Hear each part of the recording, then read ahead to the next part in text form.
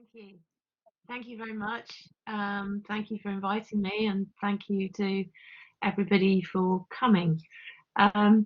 Yeah, so I have been working on the topic of digital governance for a very long time indeed. And as I shall talk about, I'm currently working on that topic, trying to understand what the latest generation of what we might call data intensive technologies could do for governance and policy making. But I know you've had a few seminars already, and I want to kind of frame that within the context of the current crisis, because it seems in many countries, my own in particular, but maybe we all think that, that the policy making system has kind of revealed a lack of resilience, a resilience that we might have hoped had been tackled using the latest generation of technologies, which doesn't seem to have happened quite as much as we hoped. So I want to talk about what I think could have happened during the crisis and how we might be better equipped for future crises. So I'll start off by saying something about the Alan Turing Institute, which is where I'm spending a lot of my time at the moment. Well, like everybody, I'm in my little office at home, but where I would be spending a lot of time if it was open, and explain what I'm doing in a kind of huge institute full of mathematicians and computer scientists and statisticians, what I'm doing as a social scientist there and why I think that activity is important. I'll say something about what data science and AI can do for policymakers and what it might be doing in the crisis. And then this question of why we haven't used those technologies more in the crisis and how we might do so to build resilience in the future. Starting with the Turing Institute, it's the UK's National Institute for Data Science and AI. It's a partnership between the UK government and originally 5 universities and now 13. They're listed there. And that does give the Turing Institute a huge amount of kind of technical capacity right across those universities in those disciplines which have traditionally dominated data science, that is computer science, statistics, engineering, mathematics, and so on. And that is what the majority of these people are, except in my part of the forest, in my corner of the forest, which is the public policy programme. And we launched this programme, I persuaded the Turing Institute to launch this programme back in 2018, which seems a long time ago now, because having researched government and technology for so long, I wanted to try and help government have a better relationship with the latest generation of technology than it has possibly had with earlier generations. The UK government in particular has been a very sort of long and early user of information technology and has perhaps struggled more than many other countries with developing technology for governmental tasks. And so this programme was launched in the spirit of helping policymakers use data-driven technologies to solve policy problems, to innovate, to foster government innovation, and so on. At the beginning of the programme, we went round all over government talking to policymakers about the kind of problems that kept them awake at night and where data and data science might help. And we came away with these kind of 4 challenges that we wanted to set ourselves. One of the things that interested us about talking to people back in 2018 was there was a lot of interest in these technologies, much more than they used to be when I wrote my PhD back in the 1990s, when really policymakers were not at all interested in computers of any kind and tried to sort of almost forget they were there. There was a lot of interest, but there were two kind of sets of concerns or barriers. One of those was, as you might expect, the technical issues of technical expertise and capacity. How could they build the knowledge and expertise to do things like machine learning and agent computing? How could they actually build those into governmental processes, both from a policy perspective and a public service design perspective. And then the other set of concerns were ethical questions or moral questions. There was a lot of concern about using these technologies of kind of contravening some kind of ethical norms and so on, ranging right from privacy to questions of bias in machine learning, for example, questions of data stewardship, questions of transparency and the kind of black box nature of it, and so on, all the normal concerns. But it was surprising actually to what extent they were an inhibiting factor. So we set ourselves the task of setting up some kind of ethical framework that would enable the use of these technologies. One of the things you realize as anyone here who works with a lot of engineers and computer scientists is just what a dirty word ethics became over the years for these scientists. And it's a question of kind of rehabilitating ethics into something which can provide an enabling framework rather than something that's stopping them doing interesting things. And finally, this question of policy making that governs the use of data science and AI. Almost every regulator is affected by these technologies. Almost every market has changed in some way with the advent of these technologies. And regulators really need expertise in order to be able to work out what they can expect of companies and so on. And we do work with regulators a lot on that question of regulatory capacity. Okay, we've got about 35 research projects now. I'm not going to talk about all of them, but just to say that involves quite a lot of very disparate, heterogeneous expertise from across universities. We probably work with, or at least have interacted with, around 70 public organisations, and that's growing all the time. So now moving on to the question about what these technologies can really do for policymakers. And I know an article has been, a short little article has been circulated. But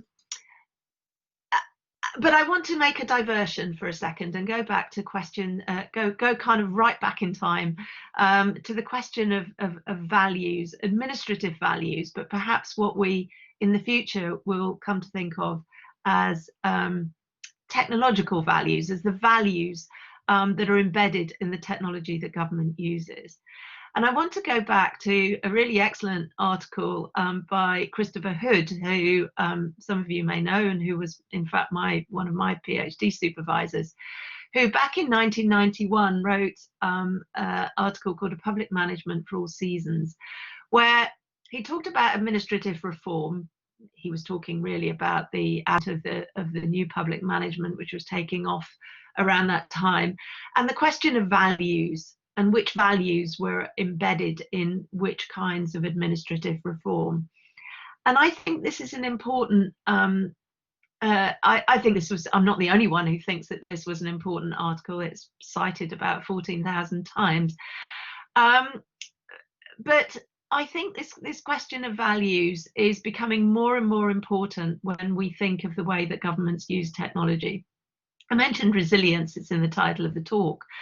And I think that in the very early computers that were in government, that were introduced in the largest liberal democracies in the 1960s, even the 1950s, there were computers in the UK government.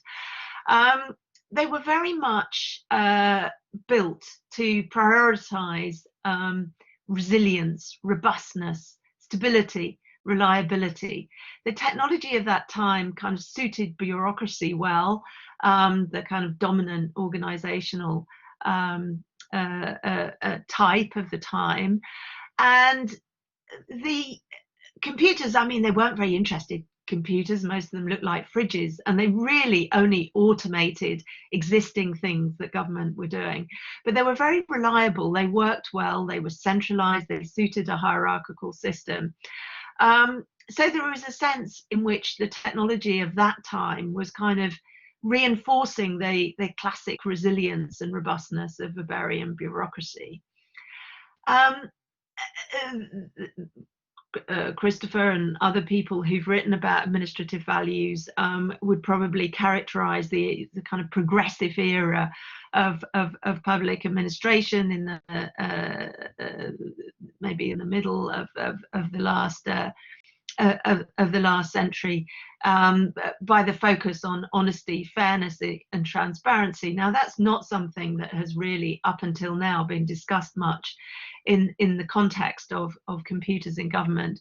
But it is worth noting that whenever governments forget about things like fairness and transparency, when they're introducing technology into government, you've got a very classic example is electronic health records in the health service, both in the UK and Australia, and I'm sure other countries. That was something which was done without very much thought about those ethical values, those questions of fairness and transparency and so on. And both those projects in the UK and Australia, it was called My Health Record, completely sort of floundered on the fact that people just didn't trust it. They didn't trust what the government were doing with their data. There was huge opt-outs in Australia. I think it was about 1 in 10 people. Big resistance to an essentially kind of vitally important modernizing move of introducing electronic health records in the health service was almost paralyzed by a lack of attention to those values. So I guess when it comes to technology in government, those values have in the past been rather kind of evident by their absence, but I'll come back to that at the end.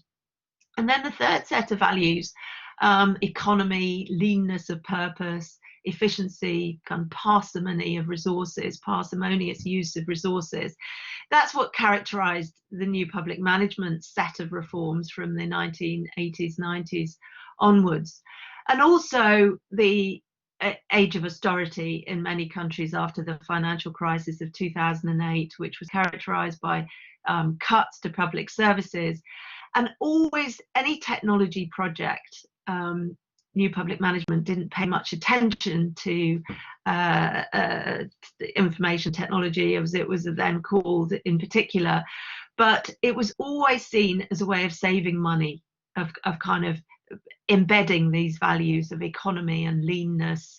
That's what technology was good for, automating things that people used to do and then getting rid of the need for people in a kind of leaner, meaner state, if you like. And that has, ever since that period, that has been the way that governments have thought about technology as a way of saving money. And what I want to argue here is that that does cut across this idea of resilience, the idea that technology and data science, the latest generation of technologies, might bring us resilience. And I think that's something that we've got to keep at the back of our minds if we want to improve the way that technology can build resilience. Because a crucial point that Hood made in this article was that when it comes to these sets of values, an administrative reform or an organisational practices can maybe embed 2 of these sets of values, but you can't prioritise all 3. So if you're prioritising economy and leanness and parsimony, you're liable to lose at least one of the others. And I think that's what's happened. Okay, so moving on. Yes. So zipping right back to now and the question of artificial intelligence, it's important to remember that AI is not a new field. It feels like a new field, but it isn't. Goes right back to the 50s, indeed. Not in government, but artificial intelligence was a branch of computer science right back then. And this is the same kind of basic technology, except we've got far greater computing power today. We've got data, and that's absolutely crucial. I guess we might say it's the internet that did this for us. But the fact that so many of us spend so much of our time online, it's by now a truism to say that we are kind of deluged with data and so on. But the point is that the data has made old technologies much more interesting, and that applies to artificial intelligence. It applies to other things that might be used in government, like agent computing. Used to be a kind of toy, used to be a way of developing toy models in economics. But with huge quantities of data, where it's possible to simulate whole economies, then it becomes a very different sort of technology. So that's important to remember. They've been around for a long time, these technologies, and we have to call everything artificial intelligence now. As the director of the Turing Institute sometimes says, at some point we may go back to calling it statistics again, when all the hype has died over. But data science, machine learning, agent computing, all these technologies, lumping them together, are all things that have been around for a long time. Big data, for example, characterizes scientific research, for example, but now have much more possibilities for government because of this question of introducing data.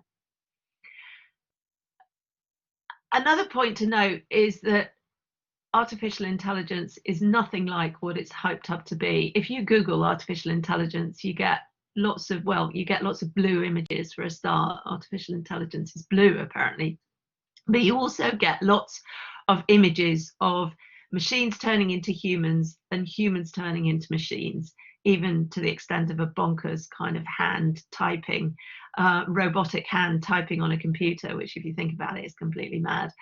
And going to the other direction, you get a kind of human brain which is turning into a machine, or is it a machine turning into a human being? That is the popular narrative of AI. Again, I'll return to that right at the end. I'm not sure that's terribly helpful. That's the article which was circulated and which we will discuss. One good thing about this program was it forced us to really think in a very practical way, kind of what might these technologies actually do for government, getting away from all the hype. What might they do for government? And we came up, as is discussed in that article, with these kind of 5 things that these technologies can help with, not completely replace, but help with. One of them is simulation. The dominant technology there is agent computing, where you can simulate, I mentioned a whole economy. The computational social scientist, Robin Axtell, has simulated the whole US economy in terms of firms and people and so on. Measurement and detection, detecting problems, detecting bad behavior or criminal behavior or violation of norms or something like that. That's what machine learning is good for. And indeed, machine learning is the kind of dominant technology of these 3 middle boxes: measurement and detection, detecting when things are going wrong and measuring the degree, or measuring when they're going right. Prediction and forecasting, actually building risk-based models. That can be true at the aggregate level, kind of predicting demand for things, but then it's also can potentially be true at the individual level, identifying children who are at risk, for example. The question of personalization, there's very little of that in government at the moment. But if you think of the things that private companies are doing, Netflix, for example, is personalizing the little icon you do when you see when you choose your movie, personalizing that to you. The applications across government are large. And then I mentioned this question of ethics and governance. Data science and AI get a lot of criticism for the possible things that they introduce into government, the bias, the black boxes, and so on. But they also do something fantastically useful, which is that they reveal bias. They lay bias bare, bias that actually comes from our existing systems. All data that's used to train these technologies comes from our existing systems, and those systems are often biased. Policing systems are often biased. Many processes in the criminal justice system have tendencies to be racist in many countries. And that means that they generate biased data, which feeds through into the technology. Once we know that bias is there, there's more possibility to kind of tackle it and possibly do something about it. So, as we discuss in the article that you've seen, there is enormous potential there, and it's important not to lose sight of that. These are much more exciting technologies than the ones I looked at when I was doing my PhD in the 1990s. They don't just automate what humans are doing. They allow government to do things that they haven't been able to do before, or at least haven't been able to do well. Prediction and forecasting, that's something that governments in general have been bad at. Simulating public policies and then actually being able to try them out without suffering unintended consequences, not something that governments have been able to do properly before.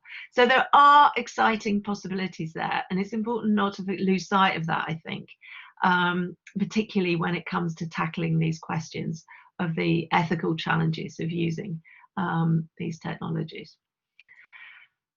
And of course, in a pandemic, these things could come in very handy indeed.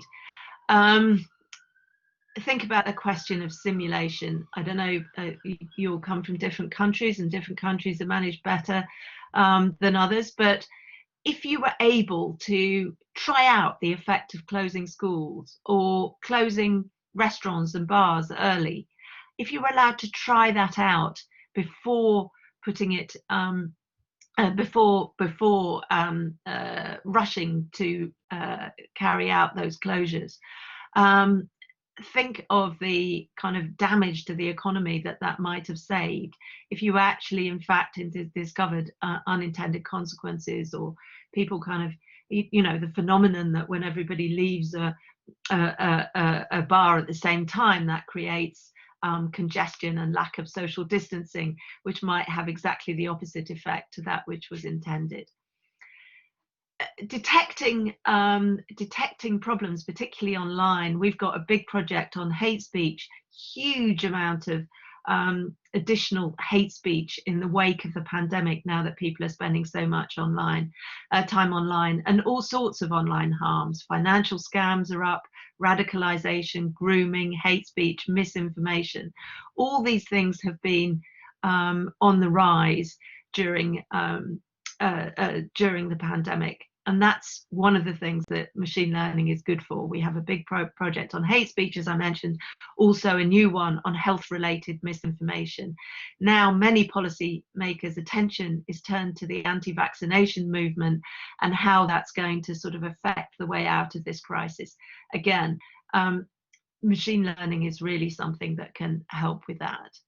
Prediction and forecasting, of course, that's what we've all needed to do to understand where the next outbreak is going to be, so that we can take some kind of preemptive move to prevent it. Personalisation of treatment plans.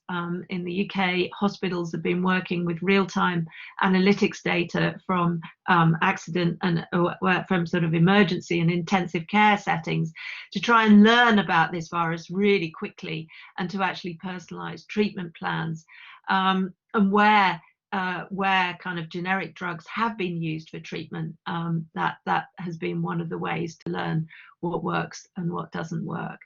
And finally, the question of ethics. There's always a tendency in a crisis to think that you can just tear up ethical frameworks. But in fact, the reverse is completely true. Think of all the failed attempts there have been at contact tracing applications, for example, on mobile phones, which haven't been used because people don't trust them. You have to, if people don't trust something, they don't use it, and then it doesn't work. So we're really seeing in this crisis how those ethical issues can actually paralyze the use of technology if they're not taken into consideration early on. So why haven't we used these technologies more in the crisis? Well, we think that there are three key reasons why not. One is the question of data. And all these things relate to resilience. These are the things that would need to be tackled to kind of build resilience into policy making systems, or build back resilience. In a crisis, it seems that you need three kinds of data. You need real-time data. All kinds of data that you might think that you have, we discovered during this pandemic that we didn't have.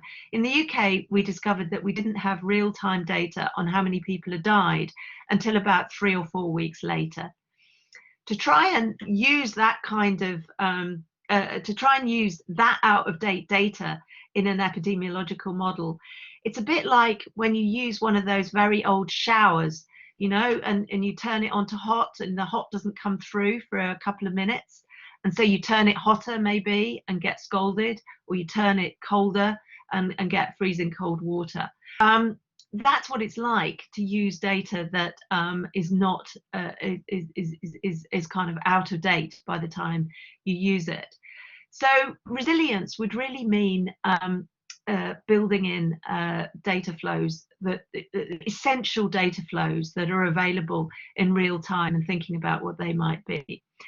Time delays not only cause, well, they can cause instabilities, but those instabilities can cascade through into other parts of the system. So instabilities in epidemiological modelling, for example, can cascade through into economic modelling. So that's another thing. Fine-grained data. If you haven't got fine-grained data, many countries made kind of national furlough schemes because they couldn't identify economic data by sector, or couldn't do it quickly and in real time. So that interferes with agile economic policy making. Lack of spatial data. If you haven't got fine-grained spatial data, you end up having to do a national lockdown, and we've seen a lot of those. And finally, transferable data. Data has to be able to cross organisational boundaries. It needs to go from national to local, so that they've got data that's collected centrally, and it has to go from kind of department to department. But what we've seen during the crisis is a lot of sort of almost siloed attention to data. So this department has this data and another department has another sort of data. The next question is modelling. Where's there been lack of resilience in modelling? Well, one is surprises. We discovered during this pandemic that a lot of models don't work well with surprises. Take negative oil prices, for example.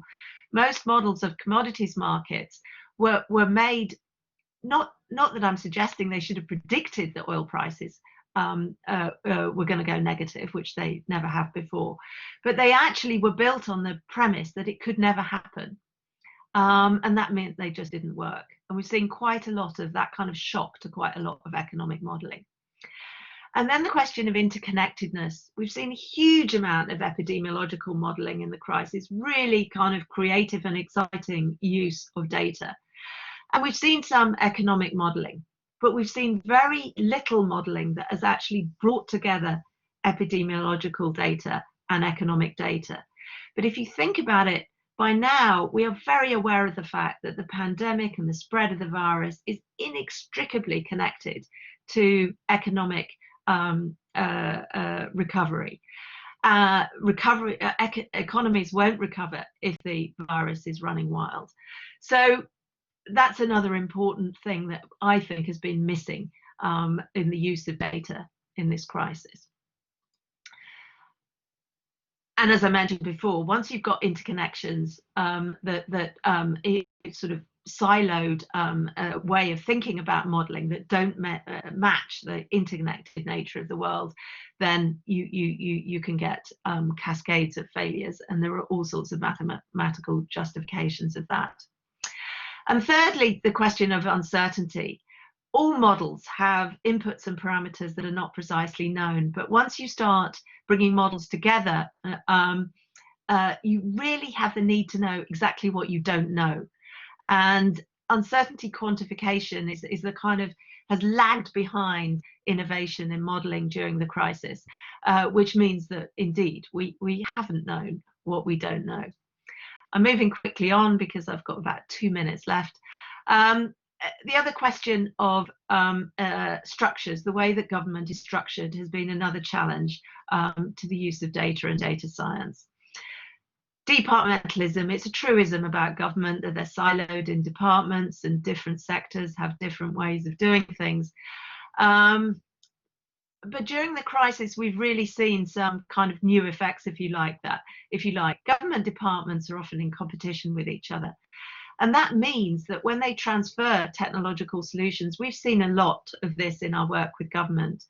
If they've got a solution, if they're looking for a solution to one problem, like here's a problem that they had in the business-facing department in the UK, how can we identify the people who are at risk of ending up in fuel poverty?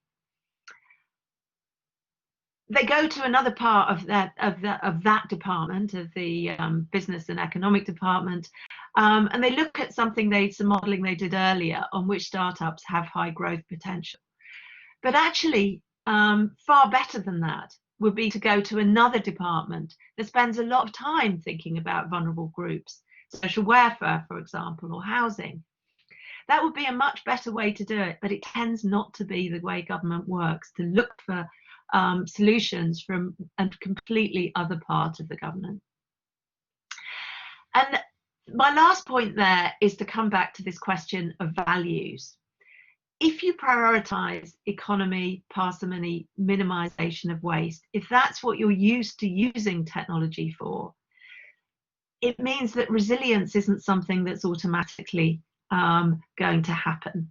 It's a certain way of thinking about technology, and it feeds very much back into that popular narrative I talked about at the beginning. This question of using technology to do what humans can do, and then reducing the need for the humans and saving money in that way. And you might argue that if you want to get resilience, you need to move away from that narrative. I and my collaborators on this on a new project that we have, that I'll just finish with, believe very strongly that we need to start thinking about a new sort of artificial intelligence, data science, whatever we want to call it, that actually moves away from doing things which humans can already do, like walk without falling over, or drive a car, or play board games, which is where an awful lot of the resources of artificial intelligence, the sort of R&D resources, go into. And think about technology that can do things that humans are not very good at. And what humans are not very good at is bringing together multiple sources of large-scale data and using them to aid decision-making and make decisions in an evidence-based way. That's what humans are not very good at. That's what we need to use technology to do. So it's a bit of a different way of thinking about data science. It doesn't sound as glamorous as blue robots, but it's just as difficult. It's more difficult in a way, because we're talking about things that humans have never been good at doing. The other thing that we think is essential for resilience is making sure the right data are available. I pointed out some of the ways that it hasn't been in some countries during the pandemic. And for the future, I think we have to think, what data streams are essential? You can pretty much bet that whatever the next existential crisis is, it will be something where you need data. You need to know quickly how many people have died. That is always going to be an indicator that you need. So it's a question of thinking about data flows and thinking about whether we know that information in a timely way.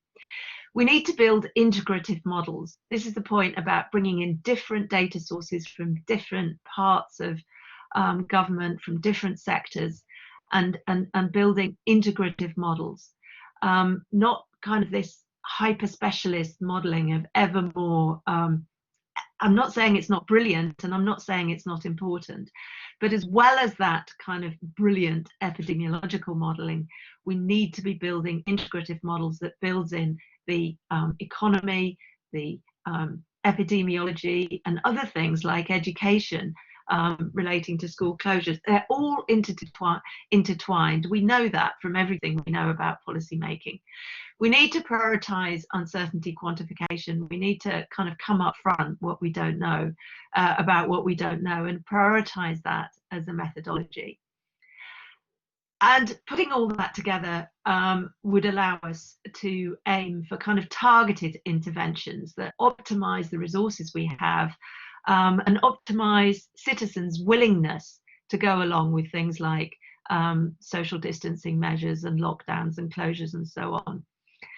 And finally, sorry, I keep pressing the wrong button.